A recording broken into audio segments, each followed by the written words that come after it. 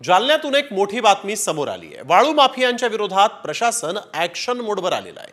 प्रशासनानं 9 आरोपींवर तडीपारीची कारवाई केलेली आहे आणि यात मराठा आंदोलक मनोज जरांगे पाटील यांचा मेहुणा विलास खेडकरचाही समावेश आहे। तसंच जरांगेंच्या आंदोलनात सक्रिय असणाऱ्या 6 आरोपींवर परभणी, जालना, बीड आणि छत्रपती संभाजीनगर या जिल्ह्यातून हद्दपारीची कारवाई करण्यात आलेली आहे।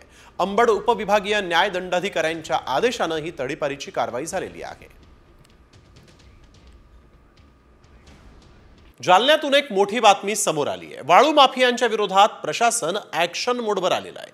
प्रशासनानं 9 आरोपींवर तडीपारीची कारवाई केलेली आहे आणि यात मराठा आंदोलक मनोज जरांगे पाटील यांचा मेहुणा विलास खेडकरचाही समावेश आहे। तसंच जरांगेंच्या आंदोलनात सक्रिय असणाऱ्या 6 आरोपींवर परभणी, जालना, बीड आणि छत्रपती संभाजीनगर या जिल्ह्यातून हद्दपारीची कारवाई करण्यात आलेली आहे।